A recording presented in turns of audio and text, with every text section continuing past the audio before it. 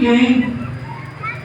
Quando uma pessoa cheia do Espírito Santo, ela não anda mentindo, ela não anda meio enrolada, ela não anda com fofoca, ela não anda com disseção na igreja, não anda dividindo a igreja. É muito fácil a gente identificar alguém que é cheio do Espírito Santo. É muito fácil enxergar, entender alguém que é cheio do Espírito Santo. Como missionário?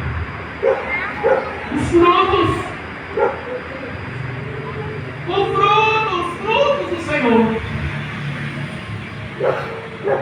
Tem gente que é uma ira infindável. É uma sangue infindável. Qualquer coisa ela se desvia, porque ela ainda não está verdadeiramente alicerçada em Cristo. E isso é uma verdade que não pode deixar de ser dita. Tem pessoas que estão se enganando dentro da casa do Senhor. Aleluia! Nós podemos, eu digo isso nós, todos nós podemos enganar o homem, podemos enganar a visão humana. Mas a visão daquele que tem os olhos como chama de fogo, irmão, a gente não pode esconder nada dele, ele conhece. E Jesus conhecia Lázaro. Uma verdade é que todos nós vamos morrer, sim ou não? Sim ou não? Sim. Muitos de nós acreditam no arrebatamento. Muitos de nós acreditamos no arrebatamento do Senhor, que nós vamos ser tomados, né? Mas uma verdade é que muitos de nós vamos passar pela morte. Nós vamos passar pela morte. E aconteceu na vida desses dois homens. Agora, depois da morte, saber para onde é que eu vou, para onde é que você vai, não te pertence. Não te cabe. Mas uma coisa você pode fazer é se posicionar para esperar isso acontecer. Ou você espera o anjo do Senhor vir te buscar. Tem um filme muito antigo. É forte. Que se chama Ghost, do outro lado da vida. É um filme antigo, mas de vez em quando ele passa. E quando tem uma parte lá no filme que quando o camarada morre, os espíritos negros vêm buscar ele. O que aconteceu com esse camarada bem aqui, ó? Ou os anjos do Senhor vêm te buscar, ou os anjos do inferno também vêm. Você vai passar pela morte física. Nós vamos passar pela morte física. Mas Apocalipse fala de outra morte. Aleluia. De uma morte espiritual. Que é uma morte que é a segunda morte, na verdade. Que é aquela que você vai para o Hades.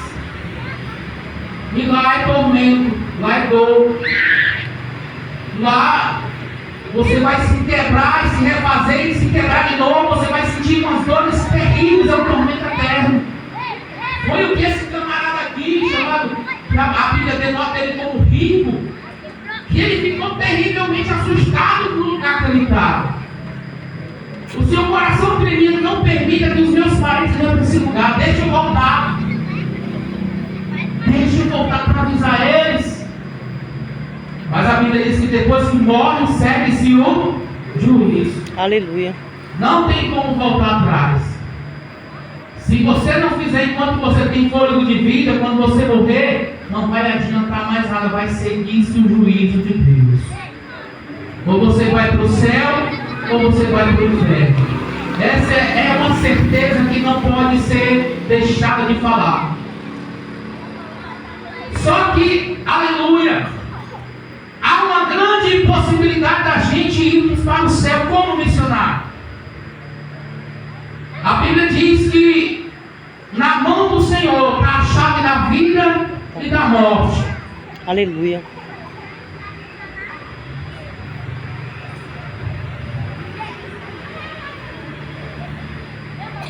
Missionário, como é que eu encontro essa vida?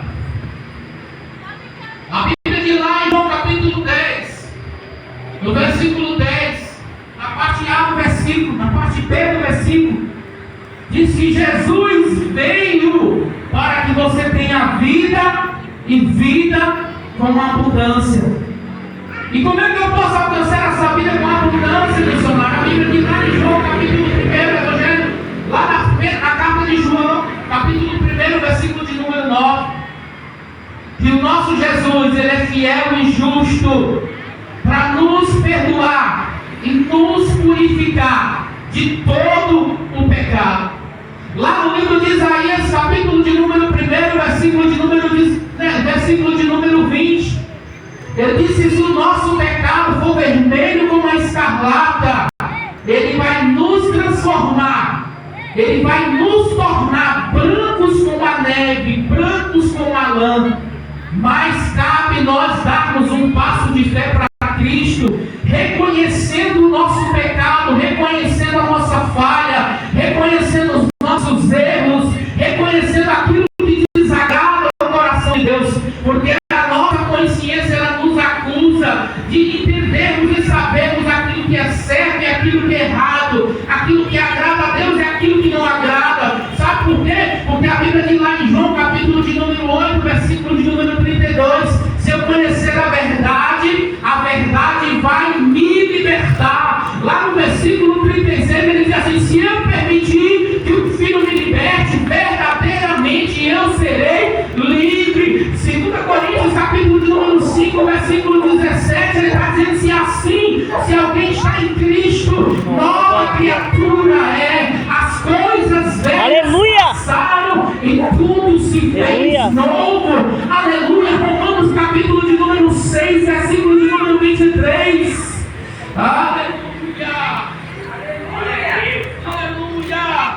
A gente pensa que aqui que o pecado não tem uma recompensa, a gente pensa que o pecado não tem um salário. Tem sim. A Bíblia diz que o salário do pecado é morte. Mas Jesus está dizendo para mim e para você nessa noite que o dom gratuito de Deus é a vida eterna em Cristo Jesus. A Bíblia diz que todos pecaram e destituídos estão da glória, da presença de Deus. Mas a Bíblia diz: se eu confessar o meu pecado, Ele é fiel e justo para me perdoar e me purificar de todo mal, de toda maldade. Aleluia.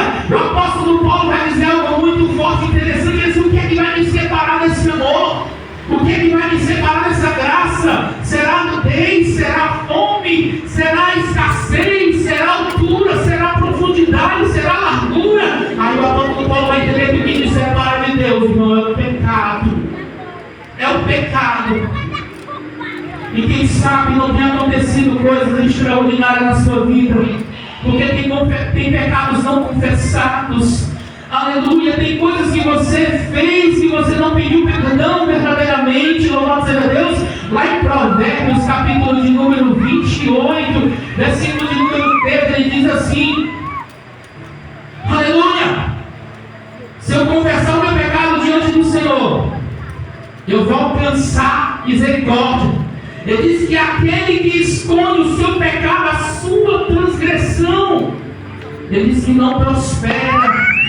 Mas aqueles que confessam diante do Senhor e a deixa, esse alcança misericórdia. Então o que aconteceu na vida deste homem chamado Lázaro? Não tinha nada para oferecer para ninguém, não tinha nada para dar para ninguém, vivia ali muitas vezes isolado, humilhado.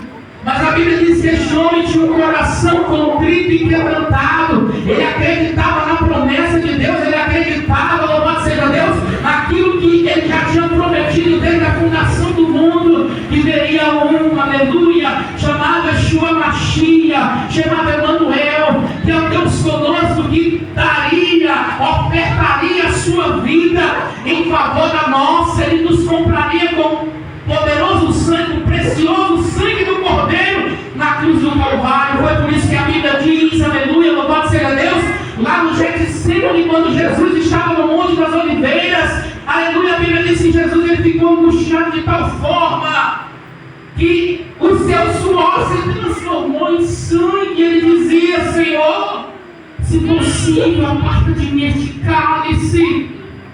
Mas ele estava vendo você, ele estava me vendo, ele estava me contemplando, ele estava contemplando você, estava contemplando a sua família. Ele disse assim: não, Senhor,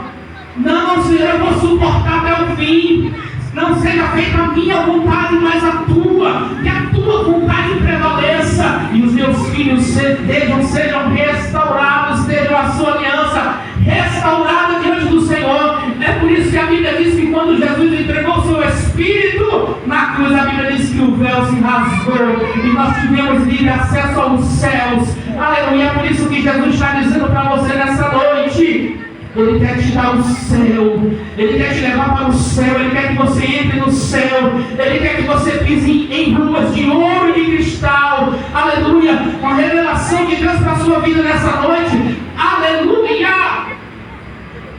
Tem gente que tem procurado ouro e prata nessa terra. Tem gente que tem se castigado, tem se afadigado de tal forma para conseguir ouro e prata. E lá no céu a Bíblia diz que nós vamos pisar em ouros e cristais. Aquilo que tem esperado para você, irmão, olho não viu, ouvido não ouviu, e não entrou no coração do homem aquilo que o Senhor tem preparado para a sua vida. Aleluia! Aleluia! Aleluia! Aleluia! Foi dado todo o poder do céu para este homem chamado Jesus.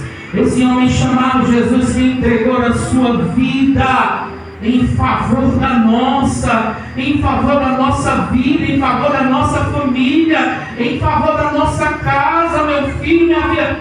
Não desperdice a chance que Deus ele tem dado para você todos os dias. Não pare porque outros pararam. Não desista porque outros desistiram.